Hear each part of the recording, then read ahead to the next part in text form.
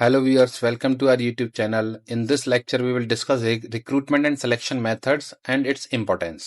ठीक है, तो सबसे पहले हम बात करेंगे importance of recruitment and selection. तो first one is talent acquisition. Recruitment and selection दोनों का एक ही इंपॉर्टेंस है, टैलेंट एक्विजिशन. बिकॉज दोनों प्रोसेसेस में जो पर्पस होता है वो राइट पर्सन को राइट पोजीशन पे सेटल डाउन कराने के लिए, इनवाइट करने के लिए, सेलेक्ट करने के लिए होता है. तो टैलेंट एक्विजिशन से मतलब है कि जो जिस पोजीशन जो रिक्वायर्ड है, जिस स्किल सेट के लिए रिक्वायर्ड है, वही स्किल सेट का बंदा उसके लिए एडजस्ट हो सके. तो टैलेंट का मतलब है स्किल सेट. तो वो टैलेंट एक्विजिशन से मतलब है it is responsible for having the right people in the organisation in order to fulfil the set strategies. उसके बाद एम्प्लॉय परफॉर्मेंस. भाई अगर रिक्रूटमेंट सिलेक्शन हो गया है तो वो सुटेबल कैंडिडेट अगर सेलेक्ट हुआ है तो वो उन टास्क को बहुत इजीली और अच्छे तरीके से परफॉर्म कर पाएगा. If the candidates are well selected then they are likely to deliver and impact positively. उसके बाद है ऑर्गेनाइजेशनल ग्रोथ. अगर सही बंदा सही पोजीशन में सेलेक्ट होगा तो वहां पे जो और उस ऑर्गेनाइजेशन की जो ग्रोथ है वो भी प्रॉपर वहां होगी. Recruitment the right talent and staff acquisition help in improving on the overall organisational performance and competitiveness. Cost efficiency.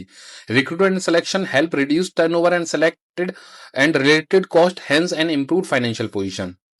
अगर एम्प्लॉयज अच्छे होंगे तो वो हो सकता है कि हर ऑर्गेनाइजेशन को कॉस्ट इफिशिएंटली भी वहां पे सपोर्ट करें, क्योंकि वहां पे जो उनका एक आउटकम होगा वो बहुत ज्यादा और पॉजिटिव होगा, जिससे कॉस्ट इफिशिएंटली ऑटोमेटिकली जनरेट होगा. उसके बाद हम बात करते हैं रिक्रूटमेंट सिलेक्शन मेथड्स की, कि ऐसे कौन कौन से रिक्रूटमेंट सिलेक्शन के मेथड्स हैं जिनके थ्रू ये एक्टिविटीज परफॉर्म होती हैं. तो पहला है जॉब पोर्टल. देखिए आपने ना बीइंग अ स्टूडेंट या बीइंग आप you can say 15 to 18 to 30 year 40 year candidate, आपने देखा होगा कि आप मार्केट में या कहीं भी ऑनलाइन जॉब पोर्टल्स देखते हो, न्यूज़पेपर्स में देखते हो, तो वहां पे बहुत सारे रिक्रूटमेंट्स के पोर्टल्स देखते होगे जिसके थ्रू आप पोजीशंस आपको पता चलती हैं कि यहाँ वेकेंट है और यहाँ अप्लाई कर सकते हैं. तो ये वही जॉब पोर्टल की बात है, recruitment site which employ bringing together a large number of applicant for a certain vacancy. बहुत सारे जॉब पोर्टल्स ऐसे होते हैं जिसके थ्रू आपको वैकेंसी पता चलती है और आप वहां पे अप्लाई कर सकते हैं. तो ये क्या है, ये रिक्रूटमेंट के मेथड्स हैं, जॉब पोर्टल. उसके बाद है सोशल मीडिया. आज की डेट में इन टुडेज एरा, चाहे आपका इंस्टाग्राम हो, फेसबुक हो, लिंक्डइन हो या आपके व्हाट्सएप हो, इन सब पे क्या होता है, इन सब पे जो वैकेंसीज हैं वो कई बार देखने को मिलती हैं कि इस कंपनी में इस पोजीशन पे वैकेंसी वेकेंट है. तो वो क्या है, वो सोशल मीडिया का इन्वॉल्वमेंट है किसी भी वैकेंसी को हाईलाइट करने के लिए, और ये एक रिक्रूटमेंट मेथड का आज की डेट में एक प्रोसेस है. उसके बाद एम्प्लॉय रेफरल्स. भाई जिस कंपनी में जो एम्प्लॉयज काम कर रहे हैं, अगर उनका कोई नोन उस स्किल सेट के साथ फिट बैठता है तो वो कई बार अपने रेफरेंसेस दे देते हैं. तो वो क्या है, एम्प्लॉय रेफरल्स में आ जाता है. तो वो बंदा उस रेफरेंस के थ्रू अप्लाई करता है और अगर उसका सिलेक्शन हो जाता है तो वहां काम करता है. उसके बाद रिक्रूटमेंट एजेंसीज. ऐसी बहुत सारी थर्ड पार्टी रिक्रूटमेंट एजेंसीज होती हैं जो कैंडिडेट्स और जो जॉब प्रोवाइडर है उनके बीच में ब्रिज का काम करते हैं. वो उन दोनों को कनेक्ट करवाते हैं कि अपने पास अप्लाई करवाएंगे, और उस बंदे को, कुछ कंपनियां ऐसी भी होती हैं जो उनको ट्रेन भी करती हैं. जैसी थर्ड पार्टी जो कंपनीज होती हैं वो ट्रेन करेंगी कि वहां उस कंपनी में इस टाइप की रिक्वायरमेंट है, आप ये स्किल सेट प्रिपेयर रखिए, तो वहां आपके सिलेक्शन के चांसेस बढ़ जाएंगे. तो इनको रिक्रूटमेंट एजेंसीज बोलती हैं जो इंटरमीडियरी का काम करती हैं. उसके बाद हम बात करते हैं सिलेक्शन मेथड्स की. ये अभी जो डिस्कस किए थे रिक्रूटमेंट मेथड से, अब सिलेक्शन मेथड्स की. तो सिलेक्शन मेथड में एप्लीकेशन स्क्रीनिंग. सबसे पहले जो शॉर्ट लिस्टिंग होती है, स्क्रीनिंग होती है रिज्यूमेज की और सीवीज की, तो वो एप्लीकेशन स्क्रीनिंग बोलते हैं. कि जो जॉब के हिसाब से जो एलिजिबिलिटी है, एक्सपीरियंस है, तो वो सारी चीजें मैच करती हैं तो उनको आगे फर्दर स्टेप्स के लिए स्क्रीन आउट करते हैं, अदरवाइज रिजेक्ट कर देते हैं. इंटरव्यूज.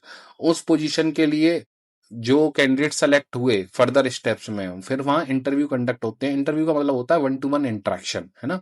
कुछ ग्रुप इंटरव्यूज भी होते हैं, कुछ 1-to-1 इंटरेक्शन भी होते हैं, जहां कैंडिडेट्स को चेक किया जाता है उनकी जॉब सुटेबिलिटी के हिसाब से.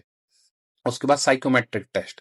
देखिए ये जो सिलेक्शन मेथड है ये कंपनी टू कंपनी वेरी कर सकता है, क्योंकि हर कंपनी का अपना जो सिलेक्शन प्रोसेस है वो अलग अलग होता है. साइकोमेट्रिक टेस्ट क्या है, कि यहाँ कॉग्निटिव असेसमेंट होता है जहां पे evaluation of intelligence, personality and other system suitability for a given job check किए जाते हैं. कि आपका लेवल ऑफ इंटेलिजेंसी क्या है, आपकी पर्सनैलिटी कैसी है, जो पोजीशन है उसके हिसाब से आप सुटेबल हो या नहीं है, तो इसको बोलते हैं साइकोमेट्रिक टेस्ट.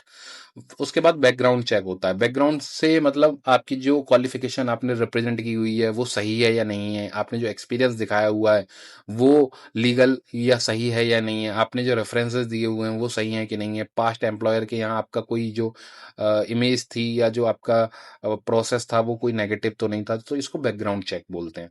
उसके बाद असेसमेंट सेंटर्स, असेसमेंट सेंटर क्या है, इसमें लिखा हुआ assessing children's skills through performing typical task with their help and using tests the children pass successfully to access their skill set work. इसका मतलब क्या है कि बहुत सारे ऐसे असेसमेंट सेंटर्स होते हैं जो कि उस स्किल सेट को एड ऑन करवाते हैं जिससे कि आपके जो सिलेक्शन के चांसेस हैं वो इंक्रीज हो सकें आगे के प्रोसेस में। ठीक है, उसके बाद हम बात करेंगे स्टेप्स इन सिलेक्शन प्रोसेस। तो जो सिलेक्शन प्रोसेस के जो स्टेप्स हैं, देखिए फिर मैं दोबारा से रिपीट कर रहा हूँ कि सिलेक्शन प्रोसेस के steps company to company vary करते हैं, लेकिन ये कुछ आइडियल और एक कॉमन सिलेक्शन स्टेप्स के प्रोसेस हैं जिनको आप यहाँ पे देखेंगे। सिलेक्शन क्या है, एक बार रिपीट कर दें। Selection is the process of recognizing and choosing the best candidate out of several potential candidates for a job. Number of candidates होते हैं, उनमें से उनके एक्सपीरियंस, उनकी एलिजिबिलिटी, उनकी क्वालिफिकेशन के बिहाफ पे उनका फाइनली सिलेक्शन करना, उनको जॉब की सुटेबिलिटी के हिसाब से फाइनली फाइंड आउट करना, वो क्या है, एक सिलेक्शन है। उसके बाद the candidates who are not suitable for the job are eliminated. जो सुटेबल कैंडिडेट्स नहीं होते हैं जॉब के हिसाब से उनको एलिमिनेट कर देना, अलग कर देना, रिजेक्ट कर देना। आगे लिखा हुआ है for selection the candidates have to take several employment test and interview. ये कंपनी टू कंपनी डिपेंड करता है, बहुत सारे कैंडिडेट्स को एम्प्लॉयमेंट टेस्ट और interviews, number of processes follow करने पड़ते हैं। At every step, many are shortlisted and some move on to the next round until the right candidate is found. बहुत सारी कंपनीज में आपने देखा होगा कि पहले रिटन टेस्ट होगा, एप्टीट्यूड टेस्ट होगा, फिर ग्रुप डिस्कशन होगा, फिर एचआर राउंड होगा, फिर टेक्निकल राउंड होगा, फिर फाइनल राउंड होगा। तो ये सारे बेसिकली क्या हैं, ये सिलेक्शन के स्टेप्स हैं जिसके बिहाफ पे राइट कैंडिडेट्स को राइट पोजीशन के लिए फाइंड आउट किया जाता है। इसके बाद स्टेप्स की अगर हम बात करें तो पहला है प्रिलिमिनरी स्क्रीनिंग, दूसरा सिलेक्शन टेस्ट, तीसरा एम्प्लॉयमेंट इंटरव्यू, फिर reference and background check, selection decision, medical examination, job offer और कॉन्ट्रैक्ट ऑफ एम्प्लॉयमेंट। इनको तो वन बाई वन हम देखते हैं, ये जो नॉर्मली कॉमन स्टेप्स हैं। तो पहला है प्रिलिमिनरी स्क्रीनिंग, जहां पहले शॉर्ट लिस्टिंग होती है। जो कैंडिडेट्स अप्लाई करते हैं उनकी एलिजिबिलिटी और एक्सपीरियंस के बिहाफ पे जब उनकी स्क्रीनिंग होती है तो इसको प्रीलिमिनरी स्क्रीनिंग बोलते हैं। ठीक है, उसके बाद सिलेक्शन टेस्ट होता है। ये कंपनी टू कंपनी मैटर करता है, कोई कंपनी इंटेलिजेंसी टेस्ट को मेजर करती है, कोई एप्टीट्यूड टेस्ट लेती है, कोई पर्सनैलिटी टेस्ट लेती है, कोई ट्रेड टेस्ट लेती है, कोई इंटरेस्ट टेस्ट लेती है। तो ये जो सिलेक्शन टेस्ट है ये कंपनी टू कंपनी वेरी करता है कि कौन सी कंपनी किस टाइप के टेस्ट को फॉलो कर रही है आगे के फर्दर स्टेप्स के लिए। उसके बाद है एम्प्लॉयमेंट इंटरव्यू। तो यहाँ पे ये देखा जाता है कि इंडिविजुअल की कैपेबिलिटी देखी जाती है कि जिस पोजीशन के लिए आपने अप्लाई किया है उसके लिए आप कितने सुटेबल हो, एम्प्लॉयमेंट इंटरव्यू। उसके बाद रेफरेंस एंड बैकग्राउंड चेक, अगर आपने कोई रेफरेंस दिया हुआ है तो उसको चेक किया जाएगा। आपके बैकग्राउंड मतलब जहां से आपकी क्वालिफिकेशन पूरी हुई है, आपका जो एड्रेस है, आपके वो सारे चीजें चेक की जाएंगी, इसको बोलते हैं बैकग्राउंड चेक। उसके बाद सिलेक्शन डिसीजन, तो अब सारी चीजें अगर पॉजिटिव होती हैं उसके बाद सिलेक्शन डिसीजन लिया जाता है। Who qualify the test interview round and reference checks ultimately get selected for the final decision. तो फाइनली वो लोग सेलेक्ट होते हैं आगे के ज्वाइनिंग प्रोसेस के लिए। उसके बाद आता है मेडिकल एग्जामिनेशन। कई बार कुछ कंपनीज में ये पहले भी करवा लेते हैं, कुछ कंपनीज में बाद में भी करवाते हैं। तो मेडिकल एग्जामिनेशन ये है कि मान लीजिए अगर बहुत सारी चीजें ऐसी होती हैं, कंपनी टू कंपनी मैटर करती हैं। मान लीजिए आप किसी प्रोडक्शन डिपार्टमेंट में हो और वहां आपको किसी भी चीज से एलर्जी है तो आप वहां सर्वाइव नहीं कर सकते। तो ये कंपनी टू कंपनी वेरी करता है कि वहाँ मेडिकल एग्जामिनेशन किस टाइप का रिक्वायर्ड है और किस टाइप के मेडिकल एग्जामिनेशन को आपको मिनिमम फॉलो करना ही है। उसके बाद जॉब ऑफर, उसके बाद कैंडिडेट्स को जॉब ऑफर दे दिया जाता है फाइनली सेलेक्ट होने के बाद।